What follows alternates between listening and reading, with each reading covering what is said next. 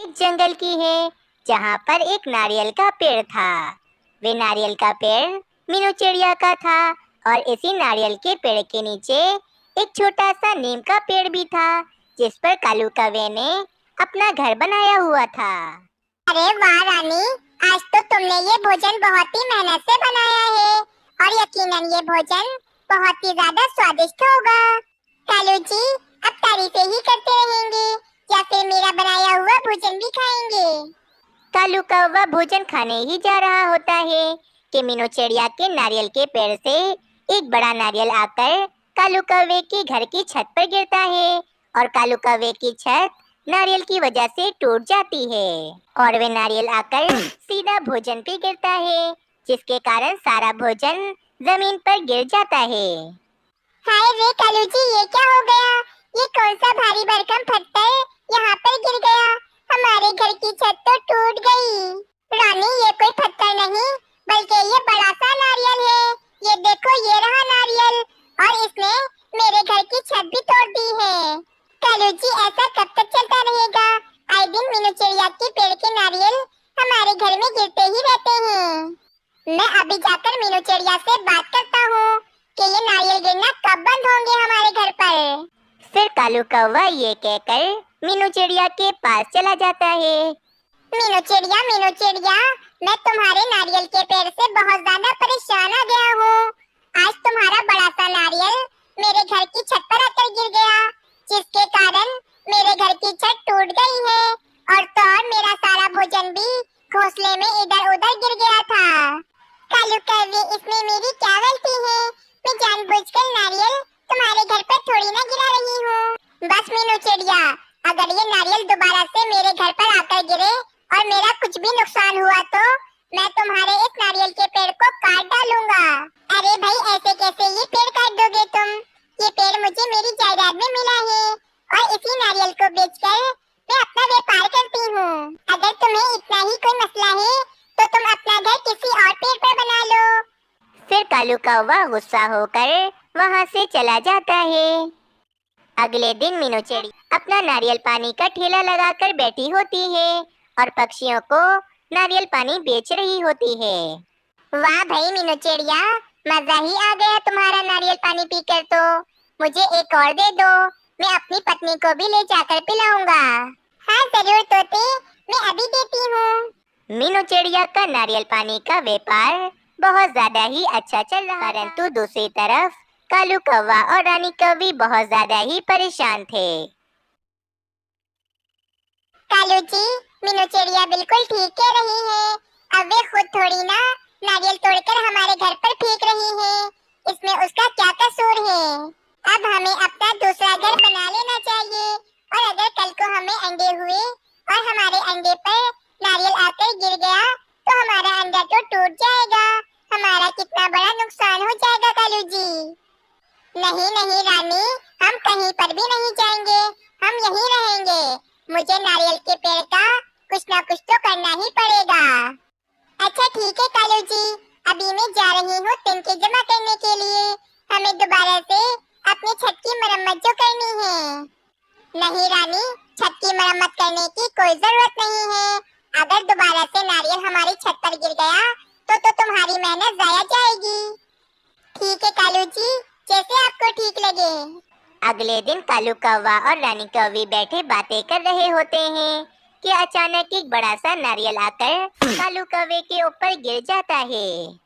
रानी, इतनी जोर से लगा मुझे, ये नारियल मेरे ऊपर गिर गया है। मेरा तो सर ही घूम गया। अब तो मैं इस नारियल के पेड़ को नहीं छोड़ूंगा। बस अब मैं नारियल के पेड़ को काट ही डालूंगा। हाँ कालू जी, नारियल के पेड़ को काट ही देना चाहिए। कल मीनू चिड़िया दूसरे जंगल अपने दोस्तों से मिलने के लिए जा रही है। बस आप कल ही उस नारियल के पेड़ को काट दीजिएगा। अगली सुबह हो जाती है। मीनू चिड़िया अपने दोस्तों से मिलने के लिए दूसरे जंगल है और पीछे से कालू कौवा मीनू चिड़िया की गैर मौजूदगी में कबूतर कारपेंटर को बुलाकर लाता है। कारपेंटर जी, इस बड़े से नारियल के पेड़ को जड़ से काट डालें ताकि ये फिर से दोबारा ना बढ़ सके। परंतु कालू कौवे, ये नारियल का पेड़ तो मीनू चिड़िया का है ना।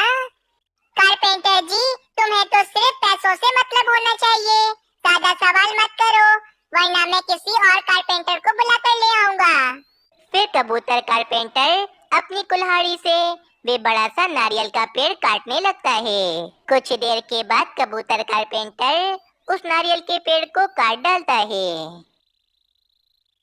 चलो शुक्र है, ये पेड़ कट गया, अब सुकून मिल गया है मुझे। अगले दिन जब मीनू चिड़िया अपने जंगल में वापस आती है तो वे देखती है कि उसके नारियल के पेड़ के पास तो पक्षी जमा हुए होते हैं। अरे, ये मेरे नारियल के पेड़ के पास इतने सारे पक्षी क्यों जमा हैं? चलो चल के देखती हूँ। फिर मीनू चिड़िया फौरन अपने पेड़ के पास जाती है। ये क्या हो गया? मेरे नारियल के पेड़ को किसने काट दिया है? मीनू चिड़िया, मुझे माफ कर दो, ये पेड़ मैंने काटा है, परंतु ये पेड़ काटने को मुझे कालू कौवे ने कहा था। अब मैं कालू कौवे को नहीं छोड़ूंगी।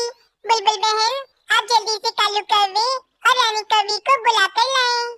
फिर बुलबुल फौरन कालू कौवे और रानी कौवे को बुलाने के लिए चली जाती है। हाँ भाई मीनू चिड़िया, कैसा रहा तुम्हारे दूसरे जंगल का सफर? कालू कौवे, अब इतने भी अनजान मत बनो। तुमने मेरा बरसों पुराना नारियल का पेड़ काट दिया है, मैं तुम्हें नहीं छोड़ूंगी। वैसे भी पेड़ काटना तो बहुत ही बड़ा जुर्म है। अब मैं तुम्हें इसकी सजा मिट्ठू महाराज से जरूर दिलवाऊंगी। जाओ जाओ मीनू चिड़िया, जिसके पास जाना है चली जाओ, कोई मेरा कुछ नहीं बिगाड़ सकता है। कालू कौवे, तुमने अपनी छोटी सी समस्या के चक्कर में मेरा सालों का व्यापार अब बंद करवा दिया है। मैं तुम्हें नहीं छोड़ूंगी। हाँ हाँ कालू कौवे, तुमने बहुत ही ज्यादा गलत किया है। तुम्हें तो मिट्ठू महाराज के पास ले जाना ही होगा। नहीं नहीं, मिट्ठू महाराज के पास ले जाने की कोई जरूरत नहीं है। कालू जी ने कोई गुनाह थोड़ी ना किया है। नहीं रानी कौवे, मैं जा रही हूँ मिट्ठू महाराज के पास। कालू कौवे, अगर तुम मेरे साथ नहीं चले तो कोई बात नहीं, मिट्ठू महाराज के सैनिक आकर तुम्हें पकड़ कर ले जाएंगे। नहीं मीनू चिड़िया, मैं किसी से नहीं डरता। चलो, मैं भी तुम्हारे साथ चलता हूँ। फिर मीनू चिड़िया और कालू कौवा मिट्ठू महाराज के पास चले जाते हैं और मीनू चिड़िया कालू कौवे की शिकायत मिट्ठू महाराज से करती है। कालू कौवे, ये तुमने बहुत ही ज्यादा गलत किया है मीनू चिड़िया के साथ। इसका बना बनाया कारोबार तुमने बर्बाद कर दिया है। अरे मिट्ठू महाराज, मुझे मीनू चिड़िया के कारोबार से कोई भी जलन नहीं है। बस आए दिन मीनू चिड़िया के नारियल के पेड़ से बड़े बड़े नारियल मेरे घर पर गिर जाते थे, जिस कारण मैंने मीनू चिड़िया का पेड़ काट दिया है। और तो और आपको पता है, एक बड़ा नारियल आकर मुझ पर भी गिर गया था। परंतु मिट्ठू महाराज, कालू कौवा अपना घर दूसरे पेड़ पर भी तो बना सकता था ना। इसमें जिद करने वाली कौन सी बात है? और तो और वे नारियल भी तो खुद ब खुद ही पेड़ से गिर रहे थे। इसमें मेरी क्या गलती थी मिट्ठू महाराज? कालू कौवे, इसमें मीनू चिड़िया की कोई भी गलती नहीं है। मीनू चिड़िया एकदम ठीक कह रही है। और वैसे भी ये उसूल मैंने बनाया था कि जंगल का कोई भी पक्षी जंगल के पेड़ों को नहीं काटेगा, ये बहुत बड़ा जुर्म होगा। और मैंने ये भी कहा था कि जो कोई भी पक्षी पेड़ काटेगा उसको 5 साल की सजा मिलेगी। ये बात सुनकर तो कालू कौवा बहुत ज्यादा ही डर जाता है और कहता है, मिट्ठू महाराज, मुझे माफ कर दे, मैं आइंदा से पेड़ नहीं काटूंगा। मुझे माफ कर दे मिट्ठू महाराज। परंतु मिट्ठू महाराज कालू कौवे को माफ नहीं करते और उल्लू सैनिक कालू कौवे को पकड़कर ले जाता है। दोस्तों, आप सभी से यही गुजारिश है कि अगर पेड़ लगा नहीं सकते तो उन्हें काटिए भी मत, क्योंकि पेड़ काटने से हमारा अपना ही नुकसान होता है। अगर आप सबको ये कहानी अच्छी लगी तो चैनल को जरूर सब्सक्राइब करें और कमेंट सेक्शन में अपनी राय देना ना भूलें। दूर किसी जंगल में एक कौवा और